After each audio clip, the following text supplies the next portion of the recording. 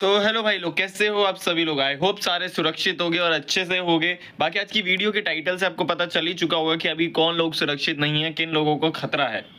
भाई जैसा कि अभी हम अपने देश में देख रहे हैं कि पहलगाम में जो टेररिस्ट अटैक हुआ है, उसके बाद हमारा पूरा देश अब उसी पे फोकस कर चुका है। पूरे दो लोग देख रहे हैं कि वहाँ पे लोगों को कैसे मारा गया टेररिस्ट द्वारा। उसके बाद उन टेररिस्ट ने क्या क्या चीज़ें करी, सारी चीज़ें वहाँ के लोग बाहर आ रहे हैं। कोई कह रहा है उनसे पहले पूछा गया कि वो हिंदू थे या नहीं, कोई कह रहा है कुछ और हुआ, कोई कह रहा है कुछ और हुआ। लेकिन क्या हुआ वो सारी चीज़ें आज की वीडियो में बात करते हैं। भाई पहलगाम में जो टेररिस्ट अटैक हुआ है, इसके इतनी सारी चीज़ें बाहर आ चुकी हैं ना कि समझ में नहीं आ रहा है किस चीज़ पे आपको यकीन करना चाहिए, किस चीज़ पे यकीन नहीं करना चाहिए। अब मैं पागलों की तरह अंधभक्त बन के किसी भी बात को नहीं मान सकता एंड किसी की भी बात को एवं ही नहीं मान रहा। अभी हमारे पास इतनी सारी वीडियोस, इतने सारे शॉर्ट्स, इतनी सारी क्लिप्स बाहर आ चुकी हैं कि समझ में ही नहीं आ रहा किस चीज़ को माने हैं, किस चीज़ को नहीं माने। भाई पहलगाम में जो अटैक हुआ है, उसके बाद सबसे पहली जो क्लिप बाहर आई, उसमें न्यूज़ वालों ने ये दिखाया कि पहले उन लोगों से पूछा गया कि आपकी जाति क्या है, आपका धर्म क्या है, और जैसे ही उन लोगों ने बताया कि वो हिंदू हैं, उन्हें मार दिया गया।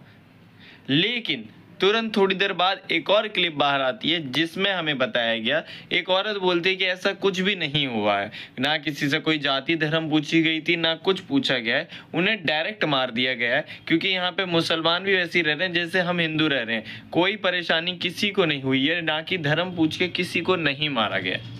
भाई दूसरी क्लिप आती है एक आर्मी ऑफिसर की। एक आर्मी ऑफिसर कहता है कि अगर वहां पे टेररिस्ट अटैक हुआ था, हम वहीं पास में रहते हैं, हम वहां सो रहे थे, हमें क्यों नहीं जगाया गया, किसी कमांडर ने हमें क्यों नहीं इन्फॉर्म करा, किसी की तरफ से हमारे पास कोई कमांड क्यों नहीं आई, ऐसा कुछ भी क्यों नहीं हुआ। अगर टेररिस्ट अटैक हुआ है तो सबको पता चला था। 24 घंटे तक उन्हें कोई इन्फॉर्मेशन ही नहीं मिली कि ऐसा कोई टेररिस्ट अटैक हुआ है, एंड वो सारे आराम से सोते रहे, उन्हें कुछ इन्फॉर्मेशन ही नहीं दी गई। उसके बाद उन्हें बताया जाता है कि हाँ जी, यहाँ पे कोई टेररिस्ट अटैक हुआ भी है।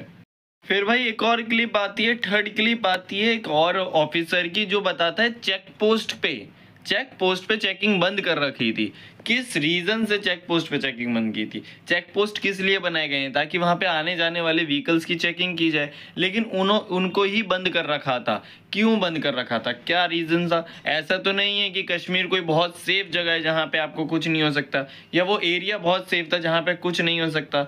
ये सारे एरिया हमें पता है यहाँ पे टेररिस्ट अटैक होते हैं, उसके बाद भी वहाँ चेक पोस्ट बंद करने का क्या रीजन हो सकता है? भाई ये सारी चीज़ों से एक सिंपल सी चीज़ समझ में आ रही है कि ये सारी चीज़ें सिर्फ हमें भटकाने के लिए जानबूझ के की गई हैं। सिंपल सी बात है भाई, अभी हमारे देश में जो सबसे बड़ा मुद्दा था वो था वेस्ट बंगाल का। वेस्ट बंगाल में हम सभी देख रहे थे अभी क्या हो रहा था, कैसे हिंदुओं का शोषण हो रहा था, कैसे उन्हें मारा जा रहा था, कौन लोग मार रहे थे, कौन लोग क्या कर रहे थे, सब देखा जा रहा था। लेकिन उस पर हमारी गवर्नमेंट की तरफ से एक सिंगल एक्शन भी नहीं आता है।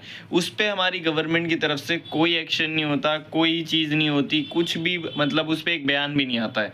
एंड देन उसी के था, जब वो हो रहा था, जब सारे लोग उस पर फोकस करने जा रहे थे, तो अचानक से ये चीज़ हो जाती है एंड पूरी मीडिया, सारे लोगों का ध्यान इस साइड खींच दिया जाता है।